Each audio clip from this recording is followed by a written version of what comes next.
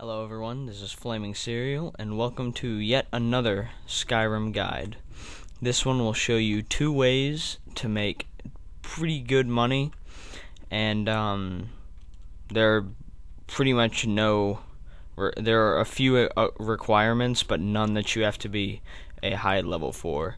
So, the basic requirements for both of these is you will not have to have anything in the smithing tree, anything in enchanting, or you will not have to have any skill, I should say. And for the first guide that I will show you, it will be a way to train your smithing, enchanting, and still make money from it. What you need for this is you need to go somewhere like Whiterun with the full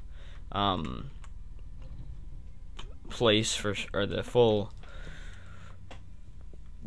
place for smithing and sharpening and everything. But you can go into this house right here, the War Maiden's house in Whiterun, and you can talk to the Ulfberth Warbear.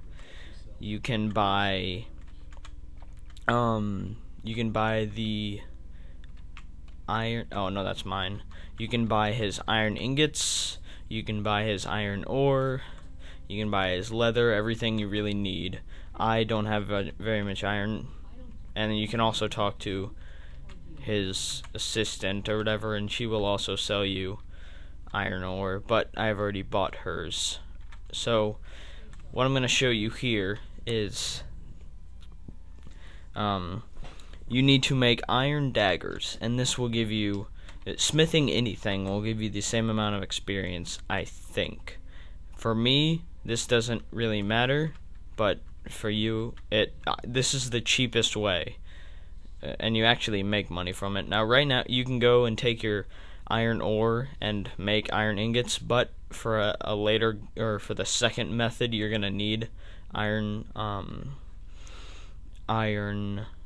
ore. So if you bought any leather, use the tanning rack and change those into leather strips, and then head over to the blacksmith forge, go over to iron, and just make as many iron daggers as you can. In my case it is 23, so you just keep making them, and this will give you a lot of smithing experience. As you can see, I'm level 100, and that was from doing this. And once you have finished all of your iron daggers, you can go.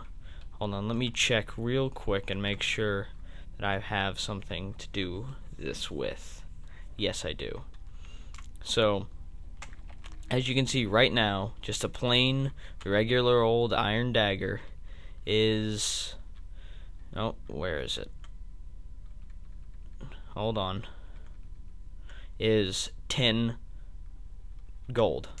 So, you can run up here, or you can fast travel, which is what I'm gonna do. You can go to Dragon's Reach if you would like. It's the closest place, and if you haven't visited anywhere else, this is probably the closest place you can get to an enchanting table.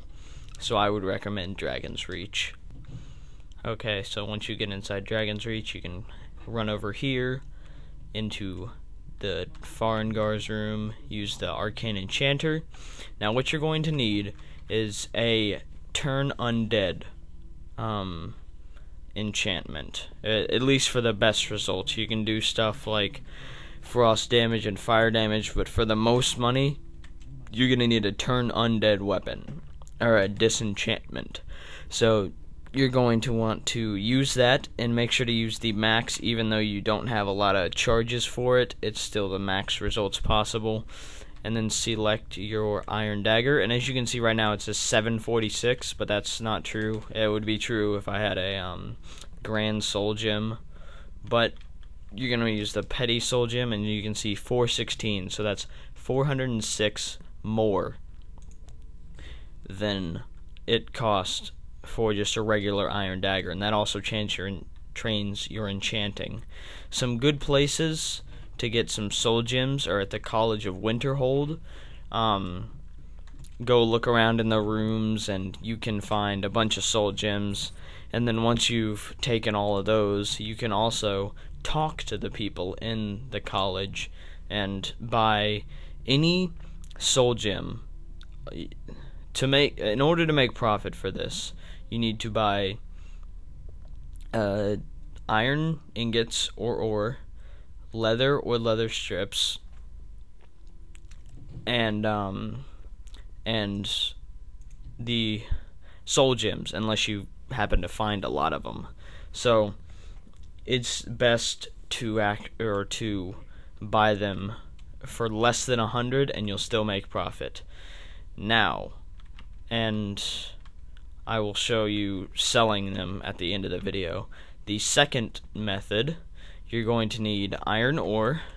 You're going to need the alteration spell transmute, and all you're going to want to do is just transmute an iron ore into silver, silver into gold, and then iron into silver, silver into gold, and then keep repeating this.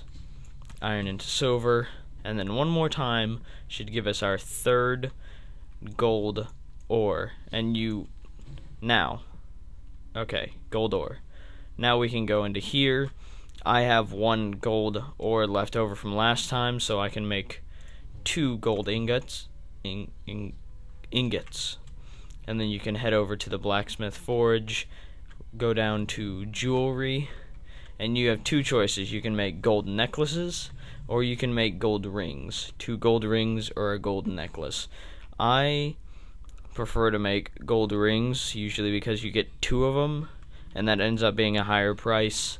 So I'll make both just for the sake of this video. And this also gives you smithing levels, or this also gives you smithing experience, and then you can enchant them if you want. But since you bought it for an iron ore, you'd still make profit just by selling this.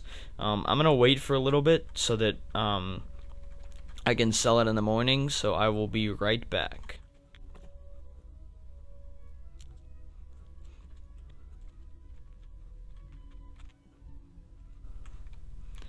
Okay, now we are able to go into the general goods of Whiterun. In here, you can talk to Belethor, and yeah, I call it junk because I'm selling you stuff. So you can go to your iron dagger, and you can see with the petty soul gems, it is 164. An iron ingot costs around 30 gold, and then a leather strip costs around, I think it was 10. So that's 140. You'll still make a little bit of profit, and they will sell well. That's with petty soul gems. So if you get anything else, it'll cost more. Like, see, my common soul gems sell for 199, for example. And in apparel, you'll find your gold necklace. Your gold necklace will sell for 47, and your gold ring will sell for 30. So getting 2 gold rings is a better price, 37 versus 60. And so I would recommend going with gold rings. And whenever another merchant comes up with iron ore, just buy it, transmute it, and then sell it back to them. Or after you make bars out of it. So that's a really nice way to those are 2 really nice ways to make money and make and get a lot of experience in Skyrim.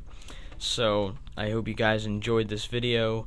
Rate, comment, and subscribe. Give me feedback, and I will see you for the next video.